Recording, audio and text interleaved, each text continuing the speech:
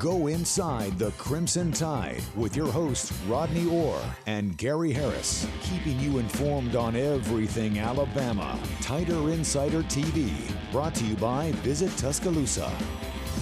And good evening, everybody. I'm Gary Harris. As you just heard, Tuscaloosa is happy to have Tider Insider TV. We're happy to be here, and it's brought to you by Visit Tuscaloosa alongside Rodney Orr from TiderInsider.com. We're ready to go. It was reporting day today for Alabama football, and tomorrow the 2024 Crimson Tide hits the field for real. This will be the first time that we've seen the team on the field since the 8A game. There is a lot to cover. Roddy, first, just let me ask you, what are you most looking forward to? Everything. I mean, just getting out there, Gary. You know, one of my most favorite times is walking through that gate for the first time. As you mentioned, getting that first glimpse of the team. Look, I think even though we may have a limited viewing period, you can get a lot out of it. Indeed.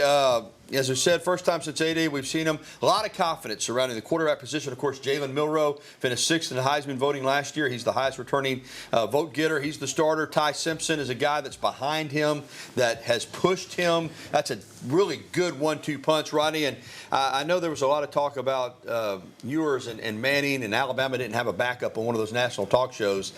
Excuse me. I think this quarterback tandem of Milroe and Simpson, I'm not sure I wouldn't put it up against anybody. It's really good. And I tell you what, Dylan Lonergan, Austin Mack, they're not bad either. That's for sure. Wide receivers, talented but unproven. But I think they have confidence in this unit overall. Some guys that you're going to hear back about, Kendrick Law. Obviously, Bernard came in, Jeremy Bernard from Washington. Emmanuel Henderson, watch for him. Running back might be the best running back room in the country. This is dynamic. We'll talk more about that in a moment. Offensive line, Caden Proctor returns.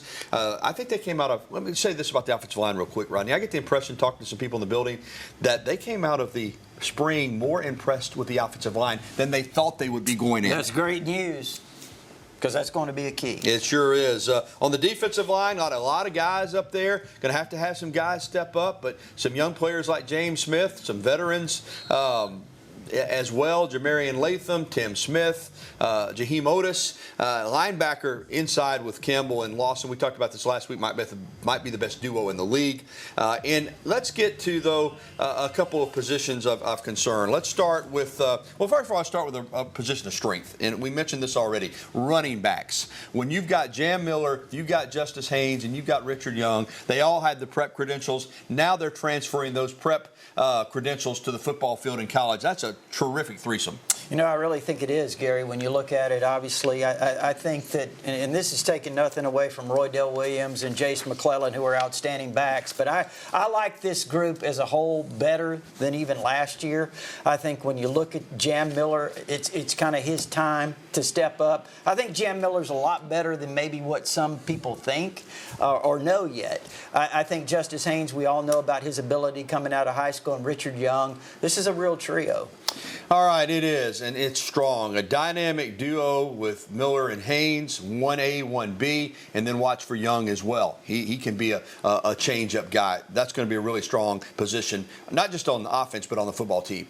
Now, no football team, we talked about this last week, is perfect. All coaches have concerns, but Rodney, there's no doubt. The secondary was hit hard. You lost McKinstry and Arnold to the NFL, first and second round picks. You lost Jalen Key, a safety to the NFL. Caleb Downs, who might have been your best football player, period, transferred to Ohio State. Then the portal really got hit. Trey Amos, Des Ricks, Antonio Kite, Jake Pope, Christian Story, Earl Little Jr. all to the transfer portal. That left you with really, outside of Malachi Moore, a lot of inexperienced guys like Devontae Smith, Bray Hubbard, Jahil Hurley, and then Tony Mitchell left as well. So you're going to rely on some newcomers through the transfer portal and, of course, freshmen. Keon Sabb, Deshaun Jones, Cam Howard, transfers, newcomers, Xavier Brown, Jalen Mbakwe, Zay Mincy. You got some talent there, but you don't have a lot of proven commodities in the SEC. Yeah, I think the corner spot is certainly, you mentioned those three guys. We talked about them last week, McKinstry, Arnold, Trey Amos. Those guys are big losses. But I think, too, Damani Jackson has a little bit of experience. I think he had a really, really good spring. Deshaun Jones, you mentioned him, the transfer from Wake Forest, has 22 games under his belt there. So those guys bring you some experience. The three five-star recruits that went through spring practice, you mentioned them. Those guys, they have the ability. It's the experience that you're talking about. Tell you another guy in the secondary to watch out for, Red Morgan, true freshman at the Husky spot. Of course, look, I'm really looking forward to seeing Devontae Smith. I think this is his chance. This is his opportunity, and I think he's going to take advantage of it. Yeah, I'm glad you mentioned Red Morgan. The word on him is that he will jack your jaw. Yeah. He's a hitter. And, too, something about Malachi Moore. He's been around here a long time. He's had some ups and downs throughout his career, but you got Jalen Milroe and Tyler Booker. They're not only leaders on the field; they're leaders in the meeting rooms. They're people look to them. I get the impression, talking with some people, that Malachi Moore's kind of become that guy on defense. I mean, his teammates rally around him, and he gives them wisdom. And I think he also just talks to them about what I've been told is just what a privilege it is to play football at the University of Alabama. And again, we talk about you've talked about in-state recruiting a lot. I think obviously he's really big. He understands Alabama football. He got in here as a true freshman, Gary, and had a fantastic freshman year. And then he had some injuries. I think Malachi Moore's really looking to finish strong. All right, let's get to Coach Talk. And really neat moment at SEC Media Days because ESPN and SEC Network analyst Nick Saban was on the set. Kalen DeBoer, of course, Saban retired. DeBoer replaced him. DeBoer with Saban. And Saban asked DeBoer, as an analyst, a question that was very interesting. What is the biggest area of concern for you, like moving forward in this season, that you think you need to get resolved? Yeah, no, I think it's pretty clear that there was probably more experience that left our roster in the defensive backfield. Now, again, thanks to Coach, there's a lot of great youth that I think can be developed and get on the football field, and is going to have to get on the football field sooner than later, and it's very promising. These guys got the right mindset. There's going to be moments we go through, but we have the right people. And we have the right people, talent-related, personality, character-related, work ethic. I'm convinced that we'll get there, and we'll continue to go in the right direction. Well, Rodney, the head coach has confirmed what we were talking about in that secondary, but he did point this out, that the talent's there. They like their guys. It's just getting them in the right position, getting the numbers, getting the rotation. So it may be bumpy at times, but I think they feel like they can have a quality secondary. Yeah, chemistry. I think, you look at Keon Sabb coming in from Michigan. That's really big. He has a lot of experience. Thankfully, he went through spring with Malachi and with some of the other guys, Damani at the corner spot, Zabian Brown, another fantastic freshman at the corner, Mbakwe. We know about Zay Mincy, but I think maybe they developed a lot of that. And again, I mentioned Devontae Smith. Mm-hmm. He's been around for a while, that experience. And here's another thing, Gary. I think it'll be a little simplified in the secondary maybe than what it has been in the past. So maybe it won't be that big of an adjustment in terms of, those guys developing that chemistry. Well, with a name like Devontae Smith, you got to be good around here. That's for sure. All right, let's move on to Bama in the NFL update. Tough news for Christian Barmore. The New England Patriots announced on Sunday that the defensive tackle was diagnosed with blood clots over the weekend. What made it even crazier was the diagnosis came on his 25th birthday. Barmore signed a big contract extension in the offseason, 4 years that was worth $92 million, $41.8 million guaranteed. I like what the Patriots said, though, Rodney. Listen, football secondary now. Had this not been discovered, this could have ended really badly. So now the first deal is to get these blood clots under control, whether they can do that through medication or surgery, and then football after that. Yeah.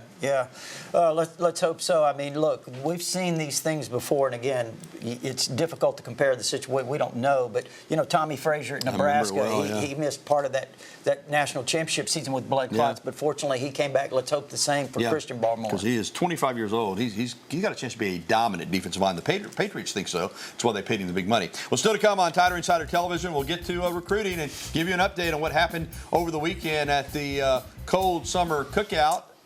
That's coming up. And you win some, you lose some.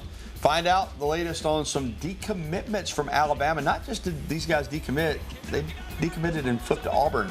We'll have it for you. And also the latest on 2026 and 2027 is already in play. And we'll be getting to your phone calls, emails, and tweets. The phone number is always 205-348 WVUA. That's 348-9882. We want to hear from you. The phone lines are fine. Remember last week? They were good. They're good this week, too. So go ahead and give us a call, and we'll be coming back with more of the show that takes you inside the Crimson Tide, the one, the only, Tider Insider TV.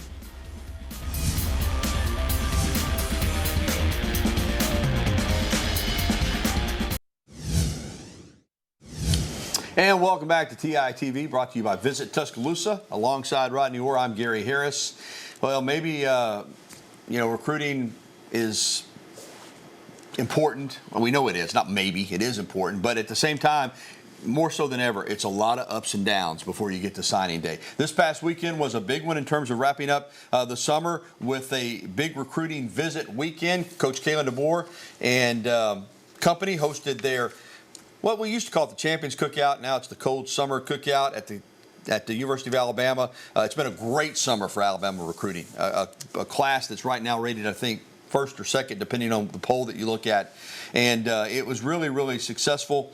But this past weekend, Rodney, it was one of those where Alabama didn't get a commit coming out of their weekend, and Auburn got a lot of them, including a couple of decommits that we'll get to in just a moment that flip from Alabama to Auburn. But let's just talk about this summer as a whole. And, we did get something out for 2027 today that we'll talk about in a moment. But overall, this cookout kind of capping off what has been an amazing summer for a first-year staff. Yeah, there's no doubt. I mean, when you look at what happened from, say, June 1st to the first week of July, I mean, it was maybe unprecedented in terms of the run that Alabama had, landing top recruits, vaulting all the way to number one in the country in most of the recruiting network rankings.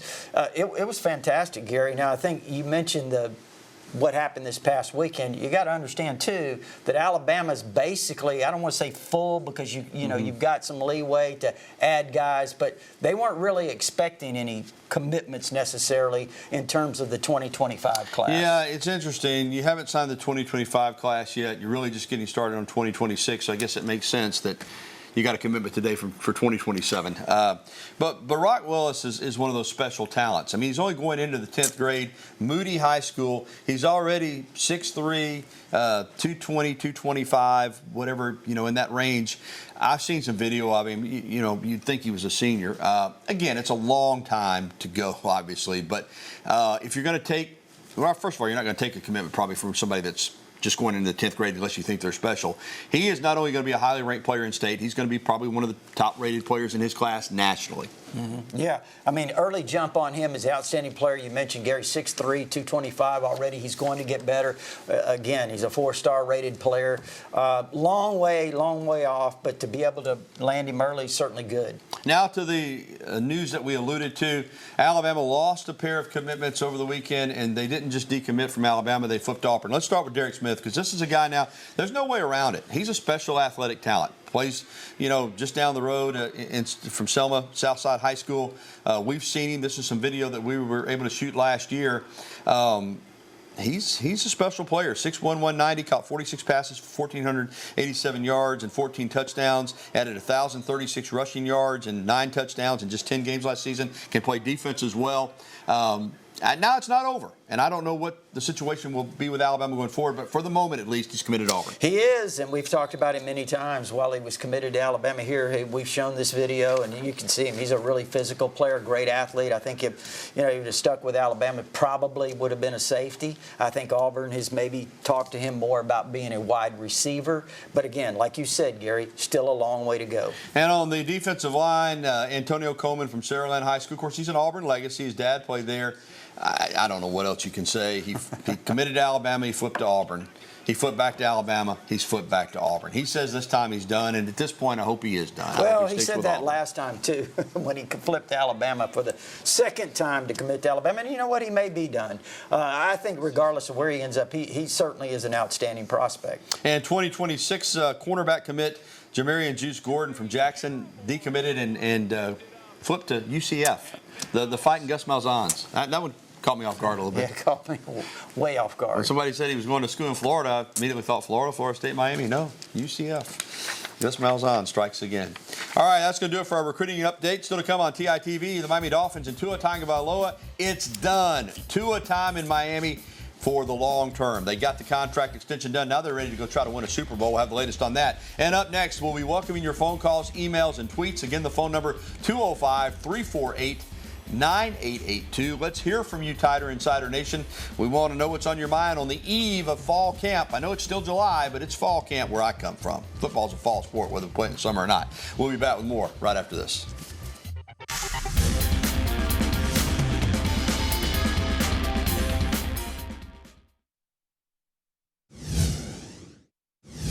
Tua broke the news. He went out on social media on Friday and said, "Hey, I've got a deal with the Dolphins. The Dolphins made it official on Sunday. They've extended their quarterback 4-year, $212.4 million extension. It took a while, but it is done, and it's Tua time in Miami. Now the Dolphins have got their sights set on making it to the Super Bowl. Certainly offensively, they'll be as powerful as anybody." All right, welcome back into TITV with Rodney Orr. I'm Gary Harris. Let's jump out on our phone lines. And first up tonight, Sammy up in Walker County. Sammy, I got the tomatoes, man. Thank you for bringing them. Thanks, Gary. Rodney, I got some for Rodney, too, there, Gary. Got him, yeah. I'm going to win him over with those yellow, low in acid. But, yeah, they're beautiful. Great job, guy. Thank you so much. I just want to comment, Gary and Rodney, about Rodney's book. It was, I got it, I've read it. What a great read, what a great story. Through inspiration, through faith, through love of Alabama football, family. Rodney really lays it out there, does a great job, and I just want to comment on that and thank him for letting the Bama Nation absorb some of this. Thanks, guys. All right, well, thanks, Sammy. And he put on the note there, what's some of the best stories that people have told you about your book? Have you got anything? Well, I mean, I've heard a lot of stories, but, I think what we're going to do, Sammy, is Gary and I are going to sit down and talk about this one day, and we're going to have a presentation here. But I do appreciate, Sammy, that you've that you took the time to read the book. Yeah, it is an outstanding book. If you haven't gotten it, get you a copy of Bigger Than Bama. You're sure going to enjoy it. RodneyOrr.com is the quickest way to get it. All right, let's get to our email question of the day. It's brought to you, as always, by KDM Service Corporation, serving your family like our family when it comes to all your heating and air conditioning needs. Will Jamarrion Latham be a starter this season? Defensive lineman. This is from Rosin Reform from Pickens County High School. It's a great question. Let me say this. Coaches will quickly tell you it's not always who starts, it's who finishes. He's going to play a lot. Number 93 is a fifth-year senior. I mentioned Tim Smith earlier, too. These are two guys that have been here a long time. They've got the experience. I don't know if Jamarrion Latham will start or not, but I know he's going to play a lot of football. The one thing that people have always said, since he got here, he's just a little undersized, But again, I think now you look at him in this system with his speed, his quickness, his athleticism. I think he could be a real terror in terms of pass rush. So hopefully we'll see a lot more, and I think we will, of Jamarrion Latham this season. I do too, and he's just from up the road at Reform, so we're pulling for him. Still to come on Tider Insider Television after 13 years in the NFL. Actually, it's 14 years. He already played 14 years. The defensive back, Kareem Jackson, has signed with a new team for a 15th season. We'll have more on that. And coming up, we'll get to your phone calls, emails, and tweets. More of them. 205-348-9882 is the number, 9882. Give us a call. We'll be right back after this.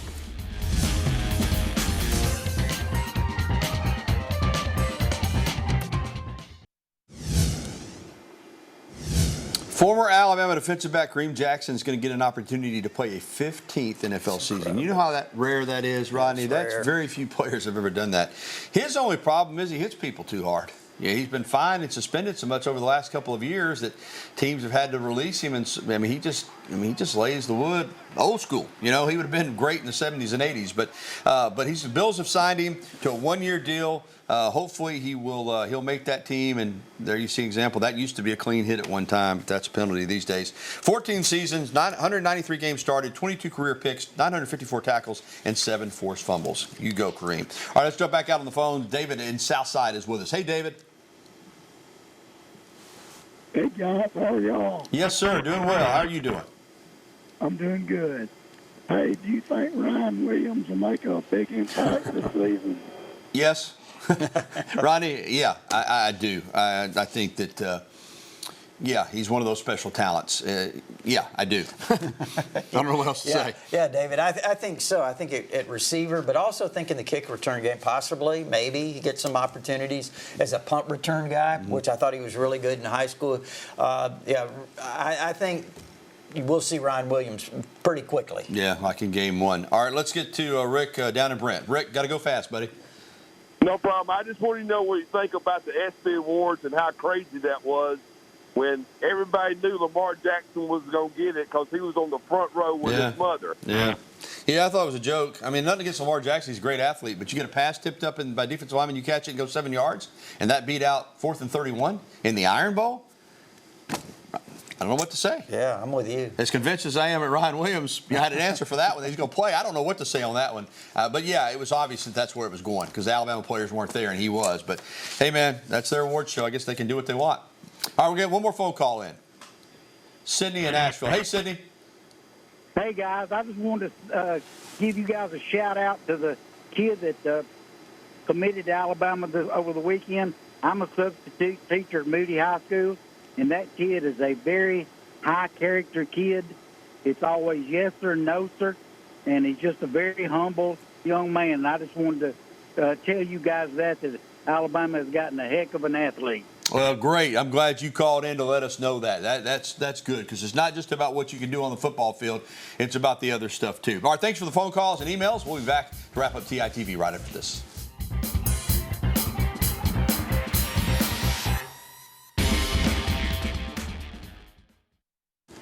A lot of former Alabama athletes and current Alabama athletes at the Olympics. We're going to check in on a couple gymnasts, Luisa Blanco and Shalyn Olsen. Olsen's part of Team Canada. She had a great run on the vault today, scoring fourth highest score on the vault during team competition. And then Blanco's part of the Colombian gymnastics team. She'll be competing in the all-around competition, trying to qualify for the all-around finals on Thursday. All right, that's going to do it for this edition of Tider Insider TV. Alabama practice begins tomorrow. We'll be there and have it covered on WVUA 23. Also, Fan Day is set for Sunday, August 11th. Gates open at 10:30 a.m. for practice, followed by team autographs for Yay Alabama members. Don't forget, if you missed any of the show, you can catch a replay tonight at 10:30 on WVUA 23 or anytime online at WVUA23.com. We're going to leave you with footage from the new Alabama football documentary put together here by the University of Alabama, Link. Let all the naysayers know it's going to be coming out on Friday. Watch for it. For Rodney Orr, I'm Gary Harris. Have a good night, everybody.